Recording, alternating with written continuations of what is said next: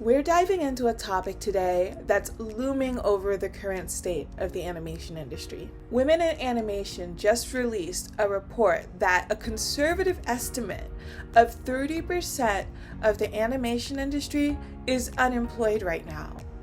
We need to talk about this, what it means for us as artists, and what we can expect for the future. Subscribe for more artist-ready content and let's get into it.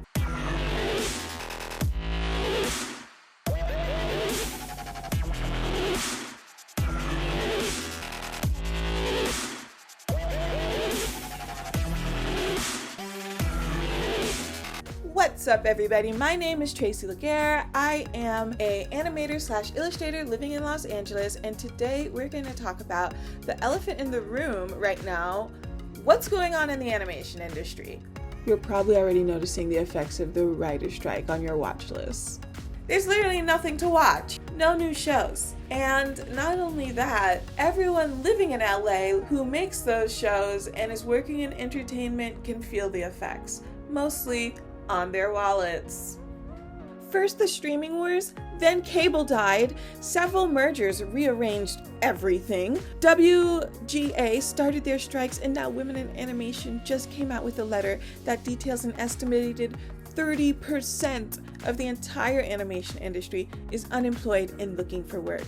Like this vid if you feel like a broke bitch, because that's the vibe. These unemployment numbers and the cost of living in LA, the math ain't mathin'. LA's an expensive city to live in. Being out of work for months at a time can mean the industry losing talented people who won't be able to afford to come back when things get better. I remember when I started college for animation back in the 2010s. Everyone was saying animation is over, you'll never get a job as an artist, 2D industry is dead, blah blah blah.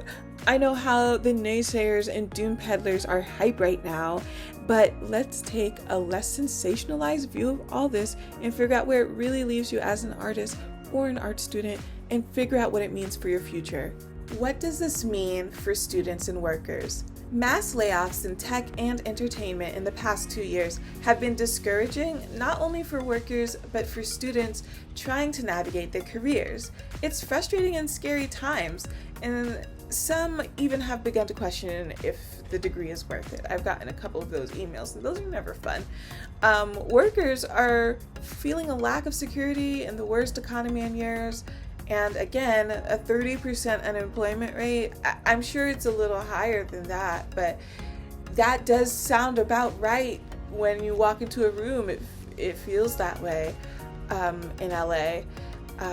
I usually try to come on here and give you student to career guidance, but in this climate, conventional success tips just don't work. But you can stop blaming yourself for the situation at the very least, because if you've been trying and you're wondering why am I not getting results, well, now you know. Sometimes things are just out of your control, and it's not about trying hard enough or being good enough. You're probably trying your best, but very few opportunities exist. It seems, my artist friends, we walk a lonely road, the loneliest one that I have ever known. With the world against us, what do we have left? Well, I'm really glad to know about the unemployment numbers. Now that they've been released, we can acknowledge that we're all suffering and need to help each other. And at the end of the day, all we have is each other. Artists supporting artists and banding together makes it easier through tough times. It's in our nature to create, so nothing can dim the creative spirit. Like, you're gonna make stuff because you are an artist. So what can you do? Connect with your fellow creatives. Don't suffer in silence. I'm here for you, and so is everyone in the comment section. Reach out, share your work, support each other, connect in the comments below, and feel free to advertise yourself, put links to your artwork below. You know, to the students out there, we see you. Oh my goodness. Everywhere I go, industry professionals are like, what about the students? This is like so, I can't imagine going through what students in animation right now are going through. We salute you for your determination amidst chaos. It shouldn't be this hard. Some of you guys have had to forego in-person classes. You've had to really forgo your college experience in some ways, and that kind of sucks. Life has been way too much to handle, and you're so resilient.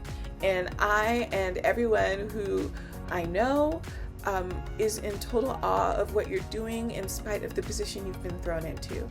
No one's going to hold it against you that you did what you had to do to survive during the pandemic.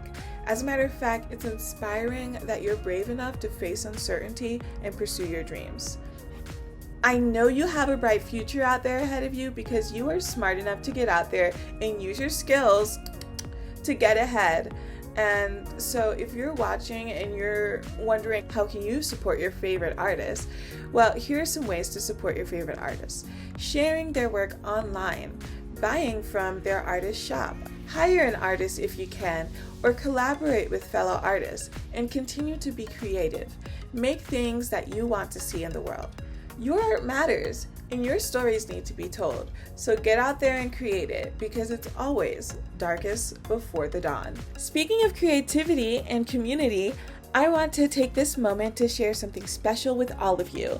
In the midst of all of these challenges, I've been challenging my creative energy into something truly meaningful. My Etsy shop. Here you can find a collection of unique art, apparel, and products that I've poured my creative little heart into.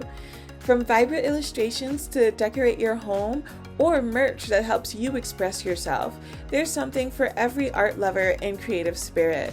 So if you're looking to support independent artists and infuse your life with a dash of creativity, make sure to check out my Etsy shop. Each purchase goes a long way in it for artists like me in tough times. Together, we can spread positivity and inspiration through art.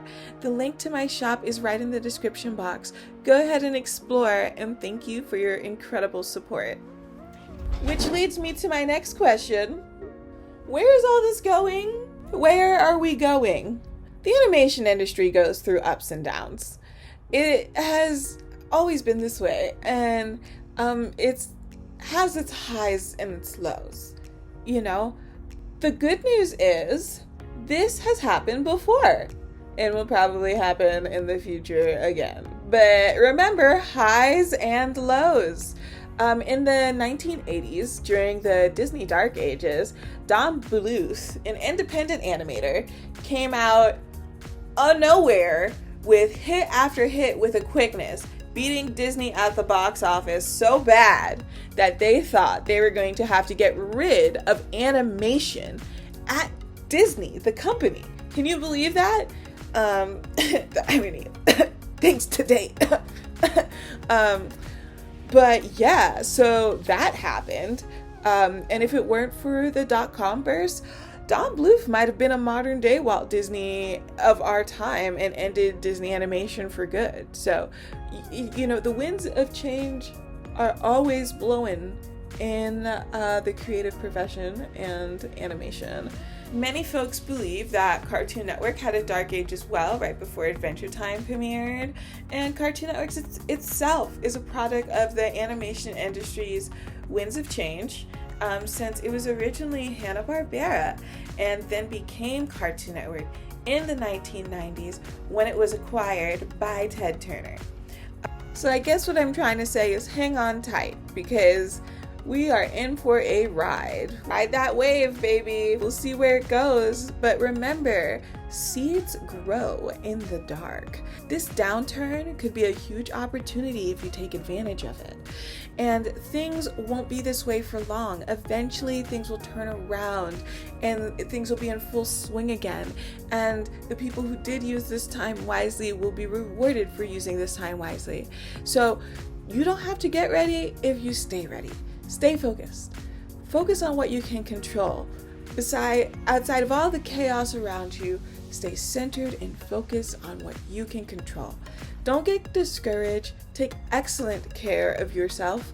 And what comes out of this might be a renaissance in animation like we've never seen before. Like, be open to the positives, Things may be hard now, but the best is yet to come.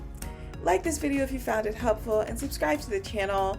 I'll see you next time. Oh my God, hang in there.